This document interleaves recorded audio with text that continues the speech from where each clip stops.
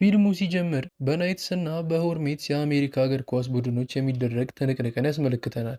ሊጠናቀቅ ደቂቃዎች ሲቀሩት በጨዋታውም ናይትስ እየተመራ ነበር። በዚህ የጨዋታ ግለትም በድንገት የሁለቱ ተቃራኒ ቡድኖች ተጫዋቾች ጸብ በማስነሳት ሙሉ ቡድኑ ጨዋታውን አቋርጠው ሲጣሉ እናያለን። ከዚያም ፊልሙ የወንዶች መልበሻ ክፍል ውስጥ ወስዶን የፊልሙን ባለታሪክ ጄክን ያሳየናል። እዛም እያሉ የጄክ ጓደኛ ጄክን ዛሬ ምሽት የሚደረግ ዝግጅት እንዳለና እንዲመጣ ይነግረዋል። ነገር ግን ጄክ ወደ ኦርላንዶ ከተማ ቤት ሊቀይሩ ስለሆነ እቃዎቹን ማዘጋጀት እንዳለበት ይነግረዋል። ጄክም ወደ ቤቱ ይሄዳል። ስለተደባደበም እናቱ ተበሳጭታ ትንሽ ከተጨቃጨቁ በኋላ ከወንድሙ ጋር ሆነው ለመሄድ መዘገጃጀት ጀመሩ። በዝግጅትም ላይ ሳሉ የጄክ ወንድም ዕቃ በሚያወርድበት ሰዓት በድንገት የአባታቸውን የድሮ መደባደቢያ ትጥቆችን ያገኛሉ። ከዛም ጄክም ለትንሽ ደቂቃ የሞተውን አባቱን ትውስታ ከያዙ በኋላ ካርቶኑን ይዞት በመሄድ የማይፈለጉ ዕቃዎች በማለት ጻፈበት። ከዚያም ወደ ኦርላንዶ ከተማ ጉዟቸውን ማድረግ ጀመሩ።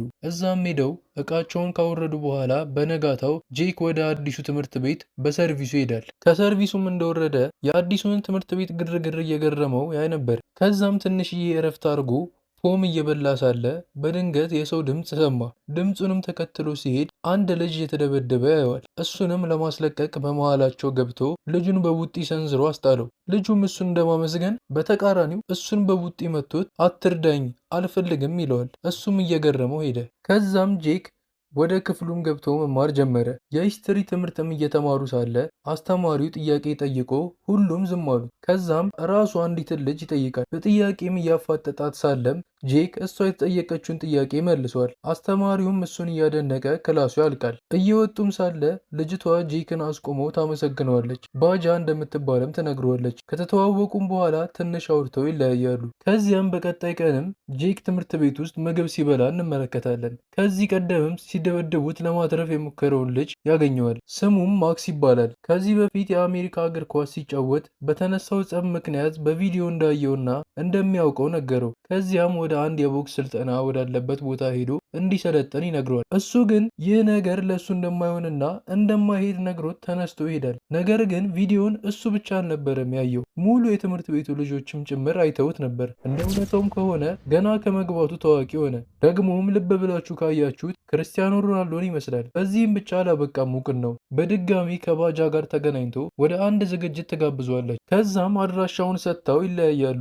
እሱም እሷ ስለጋበዘችው በጣም ደስ ብሎት ነበር። ደግሞም እውነቱን ነው፣ ልጅቷ የሌለ መልከኛ ነች። ከዛም በችኮላ ወደ ቤቱ በመሄድ ልብሱን ቀይሮ ወደ ዝግጅቱ ይሄዳል። እዛም እንደደረሰ ማክስን ያገኘዋል። ከሱ ጋርም በመሆን ቦታውን እየዞሩ ማየት ይጀምራሉ። ከዚያም ይህን የምታዩትን ሰው ያገኙታል። ስሙም ራያን ይባላል። ፊልሙም የሚጀምረው ከዚህ በኋላ ነው ማለት ይቻላል። ያው ከመጀመሩ በፊት አንድ 5 ሰከንድ ልስጣችሁና ሰብስክራይብ እና ላይክ ካላረጋችሁ ቶሎ አርጋችሁ ፊልሙን እንቀጥል።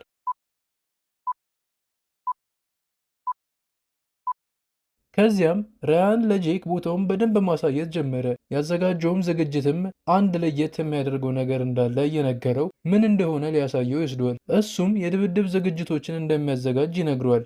ወንድ ከወንድ ጋር፣ ሴቶች ከሴቶች ጋር፣ ከዚህም ብሶ ወንድና ሴት እንደሚያደባደብ ይነግረዋል። ደግሞ እኮ እንዴት እንደምትቀጠቅጠው ታያላችሁ፣ ሚገርም እኮ ነው። ጄክም በዚህ የተገረመ አንገቱን አዙሮ ሲመለከት ያቺን ቀሽት ባጃን ይመለከታታል። እሷንም በተመስጦ እያያት እያለ በድንገት ከመሬት ተነስቶ ራያን ዝግጁ ነክ ሲል ይጠይቀዋል። እሱም ግራ በመጋባት ለምኑ ብሎ ይጠይቀዋል። ራያንም ለዋናው ዝግጅት እኔና አንተ እንደባደባለን ይለዋል። እሱ ግን መደባደብ እንደማይፈልግ ይነግረዋል። ነገር ግን ራያን ምንም ሳይሰማው ልብሱን ያወልቃል። ከዚያም ጠጋ ብሎ እንዲህ ይለዋል፣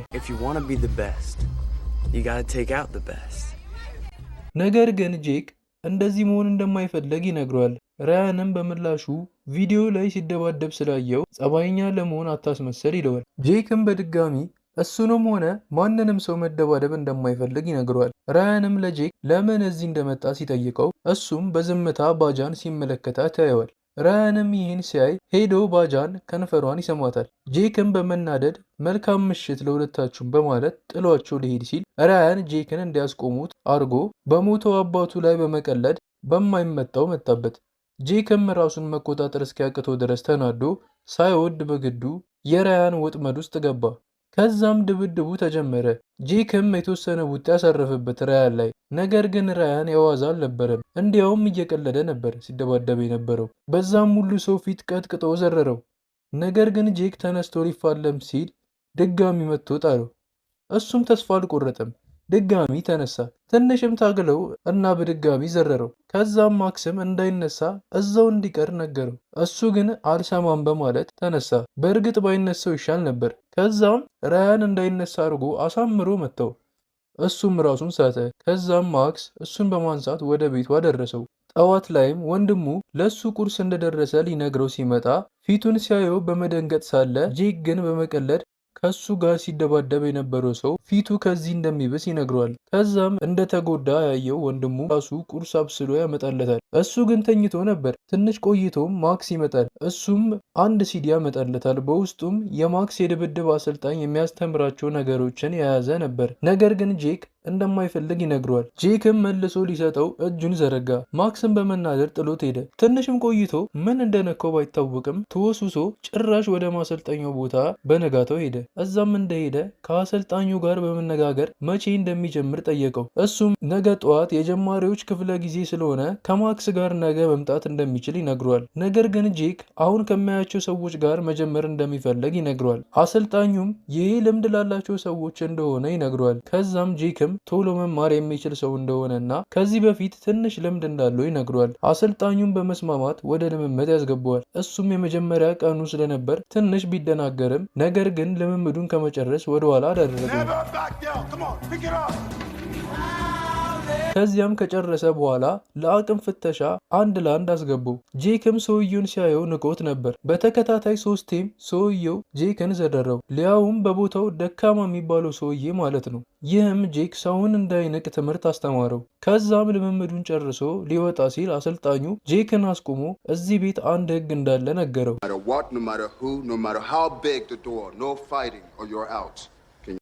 ከዛ በመውጣት በማክስ መኪና ወደ ቤታቸው ሄዱ። ቤቱም እንደደረሰ ልብሱን እየቀየረ ሳለ አንድ እንግዳ መጣ። እሱም ወደ ታች ወርዶ ሲያይ ያቺ ቆንጅየዋ ባጃ ነች። ጭራሽ ቤቱ ድረስ መጣች። ትንሽ ወንድሙ ራሱ ሲያያት ተገርሞ ነበር። እሷም ጄክን ለይቅርታ ፈልጌው ነው በማለት ወደ ውስጥ ገባች። ወንድሙም እየሳቀ ምንም ነገር ብታጠፋ ይቅር እንዲላት ነግሮት ትቷቸው ሄደ። እሱም ሆን ብላ በዛ ሁሉ ፊት የእሷ ቦይፍሬንድ የሆነውን ራያን እንዲቀጠቅጠው እንዳደረገችው ይነግራታል። እሷም ላደረገችው ነገር በተደጋጋሚ ይቅርታ ብትለውም ጄክ ግን ያቀረበችለት ምክንያት ስላላሰመነው ይቅርታ አላደረገላትም። በጠዋትም ወደ ስፖርት ቤቱ በመሄድ ክፍለ ጊዜው ከነበረው ከ1 ሰዓት በፊት በቦታው ተገኘ። ከዚያም ለ2 ወር የሚበቃውን ከፍሎ ወደ ልምምድ ገባ።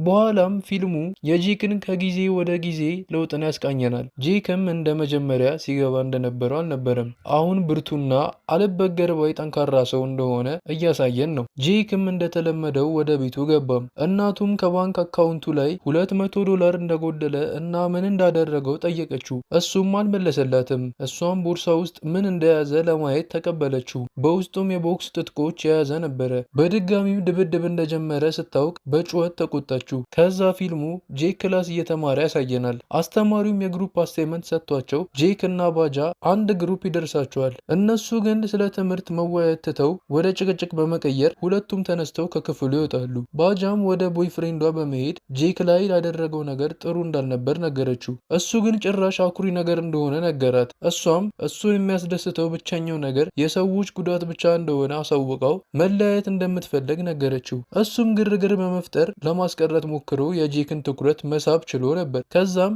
እሷን ለቋት ጄክን እንደ ሽማግሌ ደካማ ነክ ብሎ ይሄዳል። ወደ ልምምዱም ጄክ በመሄድ ዛሬ በተፈጠረው ነገር በደንብ እየተደባደበ አልነበረም። አሰልጣኙም ይህን በማየት ከሱ ጋር እንዲለማመድ አደረገ። እሱም በልምምድ ላይ ሳለ ንዴት ላይ እንደሆነ አውቆ ወደ ቤቱ ሄዶ እንዲረጋጋ ይነግረዋል። እሱም ወጣ። አሰልጣኙም ለማክስ ተከትሎት እንደሄድ ይነግረዋል። በማክስ መኪናም እየሄዱ ሳሉም መንገድ ተዘጋግቶ በድንገት ይቆማሉ።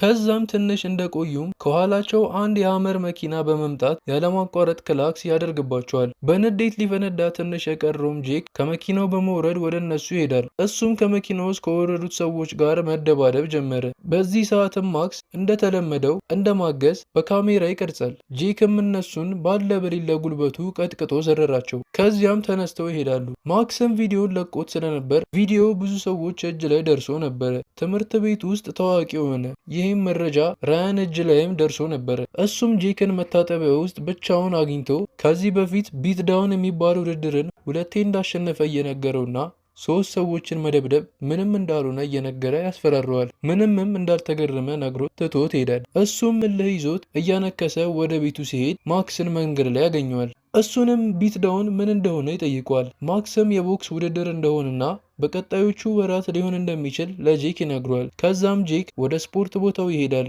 እንደ ወትሮም ሊለማመድም ጓንቱን ሲያጠልቀው አሰልጣኙ ጓንቱን አውልቆ እዚህ ካሁን በኋላ እንዳይመጣ ነገረው። ምክንያቱም ደግሞ ጄክ ከዚህ ቦታ ውጭ ሄዶ ስለተደባደበ ነው። ወደ ቤቱም ይሄዳል። እዛም እንደደረሰ ወንድሙ ተደባድቦ ፊቱ በልዞ ያገኘዋል። እናትየዋም አንተን አይቶ ነው እንደዚህ የሚሆነው በማለት ትወቅሰዋለች። በነጋታውም ወደ ስፖርት ቤት በመሄድ አሰልጣኙን አይኑን እያየ እንዲያስገባው ቢሞክርም አልሆነም። ተስፋ ባለመቁረጥም እስኪመሽ በመጠበቅ እሱ ሲወጣ እሱን ከማክስ ጋር ተከትሎት ሄዶ ሱፐር ማርኬት ውስጥ ያገኘዋል። ከዚያም እያለቀሰ ይቅርታ በመጠየቅ መመለስ እንደሚፈልግ ነገረው። አሰልጣኙም ለነገ ቀጥሮት ይለያያሉ። ከዛም ጊዜ ጀምሮ ጄክ በተለየ ሁኔታ መሰልጠን ጀመረ። ስቃይና ችግር የበዛበት ነበር። ነገር ግን ተስፋ ባለመቁረጥ ከዚህ በፊት ሲያቅቱት የነበሩትን ነገሮች በብቃት መወጣት ጀመረ። በትንፋሽም ሆነ በጥንካሬ ከአሰልጣኙ እየተሻለ መጣ። ከዛ ፊልሙም የጄክ ታናሽ ወንድም የቴኒስ ኳስ ጨዋታ ሲጫወት ያሳየናል። በጨዋታውም የጄክ ወንድም እየተመራ ነበር። ጄክም ወንድሙን ለመደገፍ መጣ።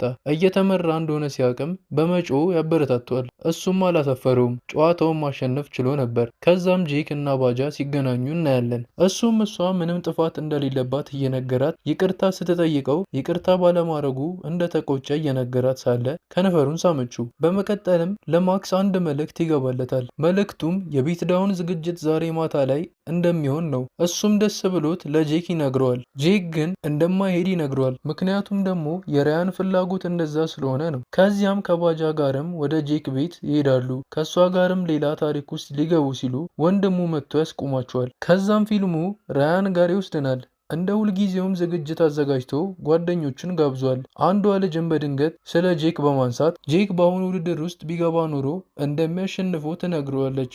ራያንም በንዴት ወደ ማክስ ይሄዳል። ማክስንም ስፖርት ቤቱ ድረስ መጥቶ ወሰደው። ወደ ቤቱም ይወስደዋል። ከዚያም ለልምድ ልውውጥ ያክል የተማርከውን አስተምረኝ ብሎት ማክስን አብሮት እንዲደባደብ ይጠይቀዋል። የዋሁ ማክስን በመስማማት ድብድባቸውን ቀጠሉ። ነገር ግን ራያን ሀሳቡ ማክስን በጣም መጉዳት ነበር። ማክስን ራሱን እስኪስት ድረስ ደብድቦት ጄክ እንዲያየው ቤቱ ድረስ ማክስን በመውሰድ ያስቀምጠዋል። ጄክም ወደ ሆስፒታል ወስዶት ማን እንደዚህ እንዳደረገው ይጠይቀዋል። እሱም እነ ራያን እንደሆኑ ነግሮት በንዴት ወደዛ ዝግጅት ለመሄድ ወሰነ። የማክስን መኪና ሊወስድ ወደ ስፖርት ቤቱ ይመጣል። እዛም አሰልጣኙን ያገኘዋል። ጄክም ማክስ ሆስፒታል እንዳለ ይነግረዋል። አሰልጣኙም ከጄክ ሁኔታም ተረድቶ ለበቀል እየሄደ እንደሆነ ገባው። መሄድ እንደሌለበትም ይነግረዋል። ከሄደ ወደዚህ ስፖርት ቤት እንዲመጣ በድጋሚ እንደማይፈቅድለት ነገረው። ጄክም በተቻለው መጠን መሄድ እንዳለበትና ዝም ማለት እንደማይችል ነግሮት አሳመነው። ጄክም ወደ ቤቱ በመሄድ ትጥቆቹን በማዘጋጀት እንዲሁም የአባቱን ልብስ ለብሶ ይሄዳል። በቦታውም ሲደርስ የከተማው ሕዝብ በሙሉ እዛ ያለ ይመስል ቦታው በሰዎች ተጥለቅልቆ ነበር። በቦታው ላይም የሰዎች መብዛት ምንም ያልመሰለው ጄክ በቀጥታ ውድድሩ ላይ ስሙን ሄዶ አስመዘገበ። እንደ አጋጣሚም ሆኖ እሱና ራያን በመጀመሪያ ዙር ተገናኝተው ነበር። ሁለቱም ስማቸው ተጠርቶ ሲተዋወቁ ነበር። የራያን ስም ሲጠራ ህዝቡ እንዳለ በደስታ ሲጮህ ነበር። ምክንያቱም እሱ እዚህ ውድድር ላይ አንዴም ተሸንፎ አያውቅም ነበር። ፍልሚያው ሊጀምር እያኮበኮበ ሳለም በድንገት መድረክ መሪው የስም ስህተት እንዳጋጠማቸውና ጄክ እና ራያን አሁን እንደማይደባደቡ እና የተለየ ምድብ ላይ ስለሆኑ ተራቸውን እንዲጠብቁ ነገራቸው። ጄክም ግዴታ ከራያን ጋር ለመገናኘት ተጋጣሚዎቹን በሙሉ ማሸነፍ አለበት። ለራያንም እውነታው ተመሳሳይ ነበር። ከዛም ውድድሩ ከራያን ይጀምራል። እሱም ተጋጣሚውን እንደተለመደው ቀጥቅጦ አሳምኖ አሸነፈ። ተራውም ከዛ የጄክ ይሆናል። እሱም ተጋጣሚውን በሚገባ አሳምኖ አሸነፈ። ፊልሙም ሁለቱ ለመገናኘት የሚያደርጉትን ፍልሚያ ያሳየናል። ጄክም አሰልጣኙ ያስተማረውን ቴክኒኮች እየተጠቀመ ተጋጣሚዎቹን እያሸነፈ ነበር። ራያንም በቀላሉ ነበር እያሸነፋቸው የነበረው። ጄክም ከአንድ ተጋጣሚ ጋር መጋጠም እንደጀመረ ተጋጣሚው የጄክን ጎድን በመምታት መጉዳት ችሎ ነበር። የተቻለውንም ያክል ለመከላከል ሞከረ። ነገር ግን ተጋጣሚው የዋዛ አልነበረም። ከዘረረው በኋላ የጄክን ጉልበት በመያዝ ለማሳመን ታገለ። ጄክም ተስፋ በመቁረጥ ላይ ሳለ በድንገት በሱ ሽንፈት እየተደሰተ የነበረውን ራያንን ያየዋል። እሱም እልህ በመጋባት ካለበት በመነሳት ተጋጣሚውን በተቃራኒው በመያዝ እንደምንም ታግሎ አሳመነው። ጄክም ወደ ግማሽ ፍጻሜው አለፈ። ነገር ግን በጣም ተጎድቶ ነበር። እሱም ወዲያው እንዳለቀ ወደ መልበሻ ክፍል በመሄድ በበረዶ ራሱን ለማከም ይሞክራል። ዳኛውም ወደ እሱ መጥቶ ውድድሩን መቀጠል እንደሚችል ይጠይቀዋል። ምንም ያክል እንኳን ተጎድቶ ቢሆንም መቀጠል እንደሚችል ይነግረዋል። ዳኛውም እንደሄደ በድጋሚ በሩ ይከፈታል። አሁን የመጣው ግን ዳኛው አልነበረም፣ ባጃ ነበረች። እሷም እሱን የትም ጥለው እንደማትሄድ እና ከጎኑ እንደሆነች እየነገረችው ታበረታተዋለች። ራያንም እንደተለመደው ተጋጣሚውን እያስጨነቀው ነበር። ተጋጣሚውም የእሱን ቡጢ መቋቋም አቅቶት ተደፍኖ ጀርባውን ይሰጠዋል። እሱም በንዴት ፊቱን ይዞ በመገልበጥ ያሳምነዋል። ነገር ግን በአንድ ጣቱ አይኑን ይዞት አድምቶት ነበር። ይህም የውድድሩ ሕግ ስለማይፈቅድ ዳኛው ራያንን ከጨዋታው ያሰናብተዋል። ራያን ከጨዋታው እንደወጣ የማያውቀው ጄክም ወደ ሪንጉ ይገባል። እዛ ላይም ስንት ዙር እንደቀረው ሲያይ የራያን ስም የለም። ዳኛውንም ምን እንደሆነ ሲጠይቀው የውድድሩን ሕግ ስለጣሰ እንዳሰናበተው ይነግረዋል።